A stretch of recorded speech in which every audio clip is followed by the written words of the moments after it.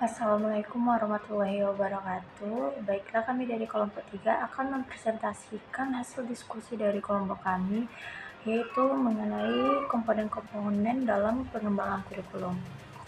Baiklah, sebelum kita masuk pada pembahasan materi, izinkan saya memperkenalkan diri terlebih dahulu.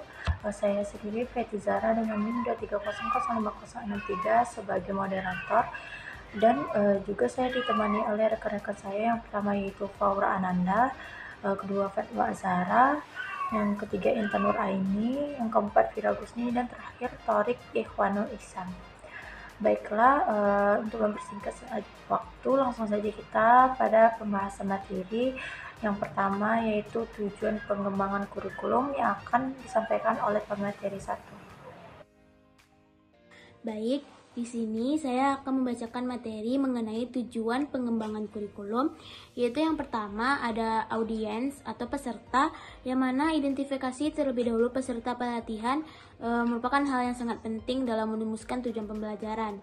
Ada beberapa hal yang perlu diperhatikan dalam mencari peserta pelatihan, yaitu siapa yang menjadi sasaran dari program pelatihan yang akan disusun, apa tingkat pengetahuan mereka saat itu, jenis bahasa yang harus digunakan, dan bagaimana cara terbaik untuk memenuhi kebutuhan kelompok. Penyusunan program pelatihan memungkinkan untuk melakukan survei terlebih dahulu terkait gambaran dari peserta yang akan menjadi sasaran program pelatihan.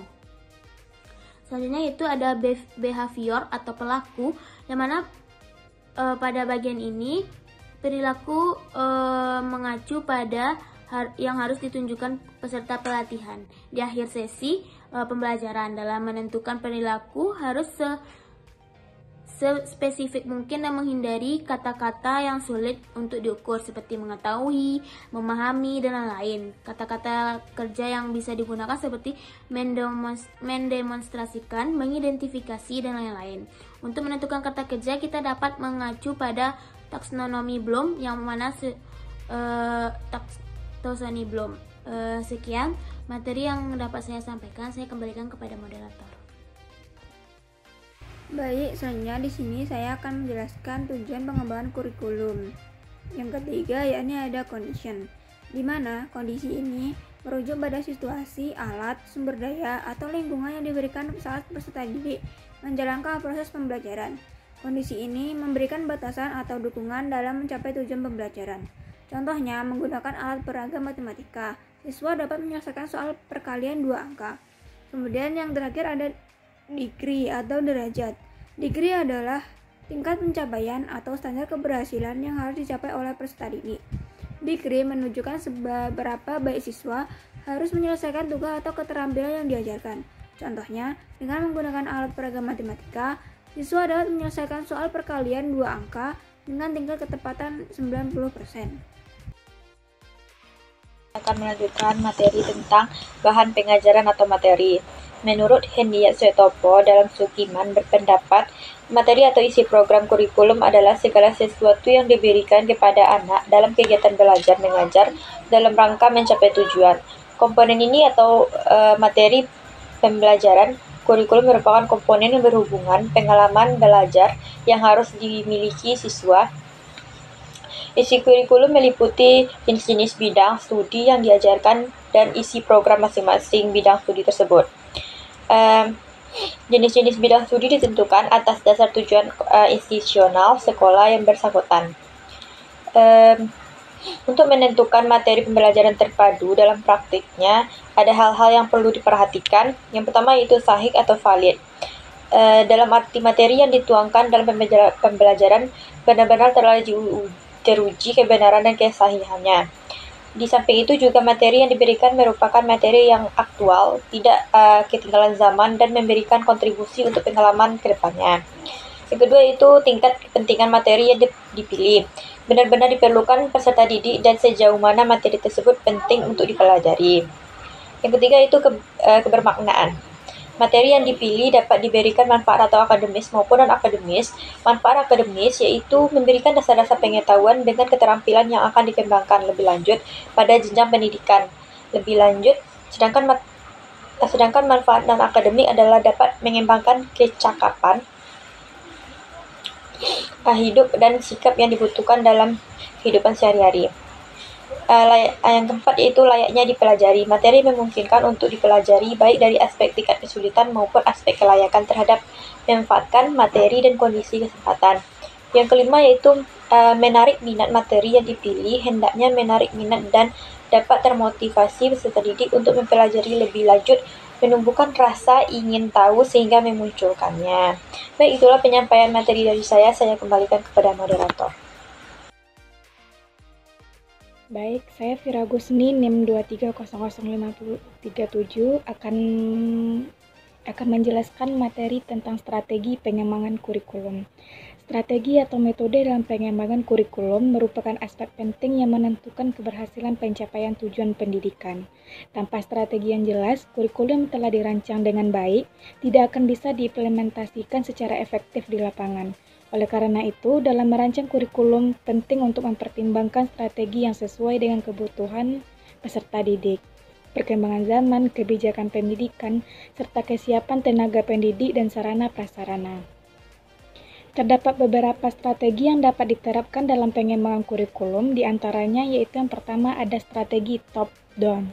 Strategi ini dilakukan dengan pendekatan dari atas ke bawah, di mana kebijakan kurikulum dibuat oleh pemerintah atau pihak yang berwenang, lalu diimplementasikan oleh sekolah. Contohnya seperti pemerintah Indonesia menerapkan kurikulum Merdeka, yang disusun oleh Kementerian Pendidikan, Kebudayaan, Riset, dan Teknologi. Sekolah-sekolah kemudian diwajibkan untuk mengikuti kebijakan ini dan menyesuaikan penerapannya dengan kondisi masing-masing. Yang kedua yaitu strategi bottom-up. Pendekatan ini berlawanan dengan top-down, di mana sekolah, guru, atau masyarakat ikut berperan dalam mengembangkan kurikulum berdasarkan kebutuhan spesifik di daerah masing-masing. Yang ketiga yaitu ada strategi adaptif dan fleksibel. Strategi ini memungkinkan kurikulum berkembang sesuai dengan perubahan zaman dan kebutuhan peserta didik. Strategi selanjutnya yaitu strategi berbasis kearifan lokal. Dalam strategi ini, kurikulum dikembangkan dengan mempertimbangkan nilai-nilai budaya dan tradisi lokal agar lebih relevan bagi peserta didik. Contohnya yaitu ada konsep Trihita Karana yang mengajarkan keseimbangan antara manusia, alam, dan Tuhan yang diintegrasikan dalam mata pelajaran pendidikan agama dan Pancasila. Siswa tidak hanya belajar teori, tetapi juga mempraktikkan nilai-nilai kehidupan dalam keseharian mereka. Sekian penjelasan materi dari saya kembalikan kepada moderator. Kali ini saya akan mempresentasikan materi komponen-komponen dalam pengembangan kurikulum, yaitu terkait dengan poin evaluasi dalam pengembangan kurikulum. Nah, kita mulai dulu, apa itu evaluasi? Evaluasi ini adalah proses penilaian atau pengukuran untuk menentukan kualitas, efektivitas, atau pencapaian dari suatu kegiatan. Nah, dalam hal kurikulum ini, evaluasi ini banyak tujuan sebenarnya.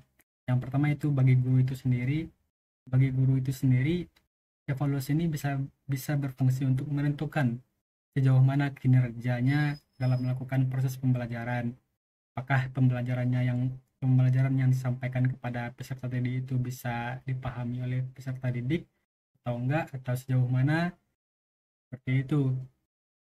Ada juga lagi fungsi bagi pengamat pendidikan, atau istilahnya orang yang memantau kita melakukan pembelajaran.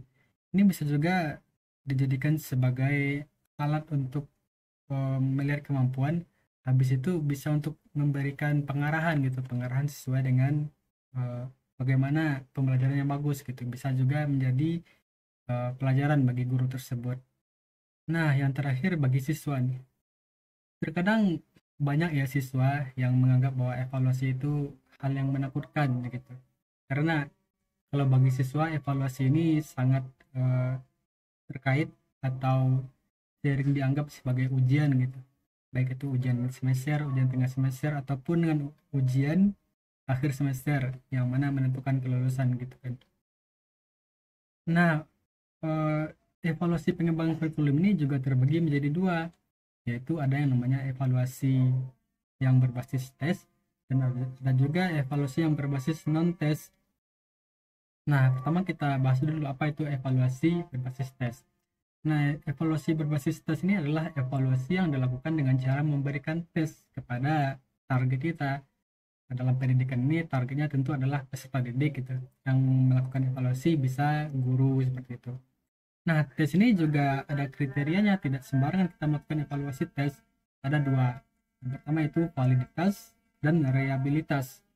Nah, validitas ini berdasarkan valid atau enggaknya, asli atau enggaknya data itu atau hasil evaluasi itu, dan reliabilitas ini bisa dikatakan sebagai sesuai enggak dengan anak tersebut gitu. Nah, untuk contoh dari evaluasi tes ini banyak ya, seperti yang sudah kita lalui sebelumnya gitu pada saat kita SD sampai SMA. Ada yang namanya ujian mid semester atau ujian akhir semester, bahkan ulangan mingguan pun termasuk tes itu. Pokoknya yang kita memberikan tes, kita berikan soal-soal, kita berikan pertanyaan, itu sudah termasuk kepada tes gitu. Ada jawaban yang diberikan oleh peserta didik. Nah, itu yang akan kita nilai sampai pembelajaran yang kita sampaikan ini masuk nggak ke kepala murid gitu. Ya kalau nggak masuk ya berarti belum tercapai gitu tujuan pembelajaran dari guru tersebut. Nah, kemudian kita masuk yang kedua, yaitu evaluasi non-tes. Evaluasi non-tes ini berkebalikan sama evaluasi yang tes tadi. Evaluasi non-tes ini ya evaluasi yang dilakukan dengan cara tidak memberikan tes. Nah, bagaimana caranya? Caranya seperti mengamati tingkah laku, ataupun dengan melihat sikap, melihat minat siswa tersebut, melihat motivasi siswa tersebut. Apa saja contohnya? Ya, contohnya seperti berbicara langsung dengan murid, atau wawancara gitu, atau seperti observasi bisa juga, studi kasus, atau dengan memberikan skala penilaian. Skala penilaian ini misalnya kita lihat bagaimana perilaku anak tersebut dari awal pembelajaran, dari awal tahun pelajaran sampai akhir gitu. Bagaimana sikapnya, sesuai enggak dengan kurikulum yang telah kita jalankan. Kalau tidak sesuai ya belum memenuhi berarti. Nah, evaluasi ini sangat penting ya bagi kelangsungan pendidikan kita. Tanpa adanya evaluasi ini mungkin kita tidak tahu mana yang harus kita eval gitu, mana yang harus kita perbaiki gitu. Nah, itu adalah tujuan dari evaluasi sendiri. Kalau ada pendidikan ini tanpa evaluasi mungkin hanya seperti itu saja, tidak ada perubahan gitu, monoton sudah dari awal hingga akhir, dari kurikulum ini sampai kurikulum tahun depan misalnya, seperti itu aja. Itulah pentingnya evaluasi bagi pendidikan kita, terutama bagi kurikulum ini. Mungkin sekian materi yang bisa saya sampaikan pada kesempatan kali ini. Baiklah, dari pembahasan tadi kita dapat menyimpulkan kurikulum yang membentuk suatu sistem mempunyai komponen-komponen yang saling berkaitan dan saling mempengaruhi satu sama lain, yaitu komponen tujuan pembelajaran, isi materi, strategi mencapai pembelajaran, dan komponen evaluasi.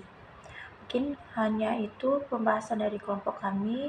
Jika ada kesalahan dan kekurangan kami mohon maaf. Assalamualaikum warahmatullahi wabarakatuh.